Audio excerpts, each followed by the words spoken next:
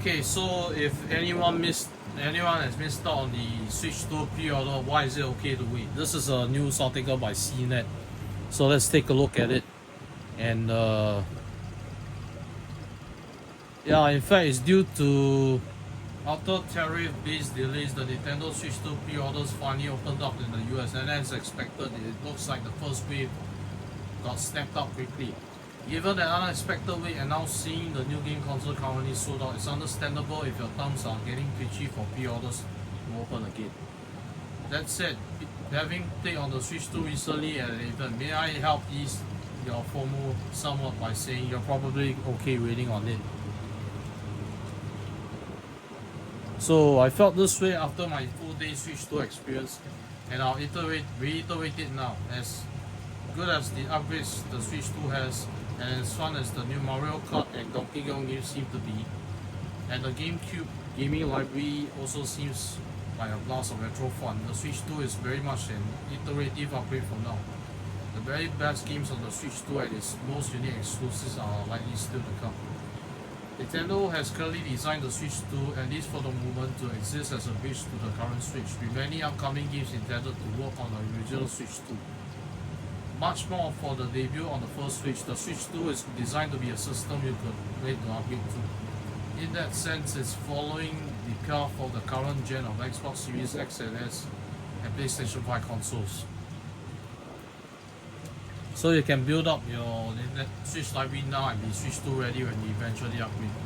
So the Switch 2 plays all the Switch games, which wasn't the case with the Switch and previous Wii U and 3DS hardware.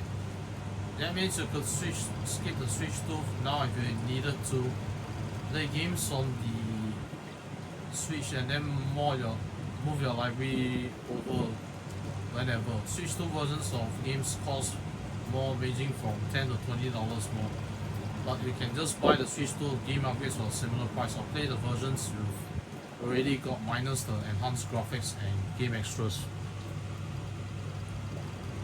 So the Switch 2's current upgrades are good, but not shockingly good. After playing several of the Switch 2 editions of Switch games for a bit, I noticed better frame rates and graphics resolution. But I honestly didn't find it to be that much different. I prefer playing the enhanced Switch 2 editions, but the experience reminded me a bit of the PS5 Pro versus PS5 versions of games when I first played on the console with Sony last year. If you have a big TV, you'll likely appreciate the difference. The bigger Switch 2 screen shows off games in higher res 1080p with HDR, but you could play on the older Switch and be fine. I'm playing on the Switch OLED again, and after the Switch 2 experience, I don't have massive. I wish this were a Switch 2 Envy.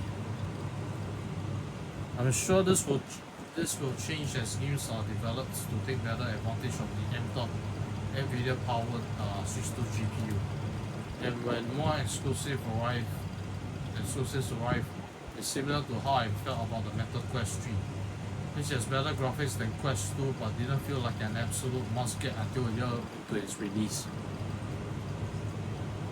So you can play upcoming Nintendo's games on OG Switch. When Mario Kart World and Donkey Kong Bonanza are Switch 2 exclusives, Metro Prime 4 Beyond and Pokemon Legends ZA also play on the Switch. It's unclear how well these games will play on the Nintendo Switch versus Switch 2.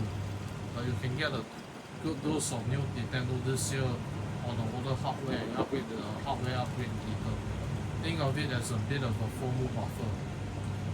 Looking at Nintendo's game history, the company often supported its previous consoles for a good couple of years after the new hardware's release. I expect that after 2026, the Switch 2 will start to become the go-to platform for most big games. But I wouldn't be surprised to see a handful of key Nintendo games still supporting original Switch for another year at least. So there's no whole new experience you'll miss other than game chat, the camera and the mouse. The original Switch was an eye-opener because it was a portable full game console that could dock with your TV and turn into a shareable console and modular controllers. It was different from anything Nintendo had made before. The Switch 2 is mostly the same proposition, just nicer. You won't feel the same regret for missing out on a whole new way to play this time, since it's a continuation of the same idea. But there are two new features like envy: audio or video game chat among friends, and the new Joy-Cons working like mice in some supported games. While game chat works only with other Switch 2 owners and needs a Switch Online subscription. The mouse functions are fun at times, but could also end up just as a gimmick. For now, the Switch 2 hasn't put in that many wild new functions out of its hat, but that could change knowing Nintendo. There are also some fun camera connected game party game modes for Mario Party Jamboree if you happen to connect a camera. But no other games even have new camera features, new camera based features yet. So it's fine to wait, but tariffs are still a question mark.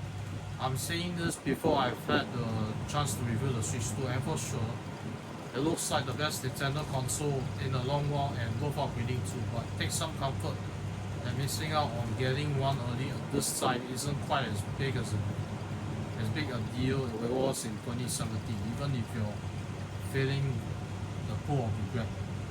The only wildcard remains the question of the effect tariffs will have on future console pricing. Will it fluctuate? I hope not. But the prices of Nintendo Switch 2 accessories have really gone up as a result of Trump's chaotic tariff policies, and it's unclear if that might happen again. Instead of pricing in consumer electronics still in an unknown zone, but in the meantime you can still have a lot of fun on the Switch you already have now and even in the near future.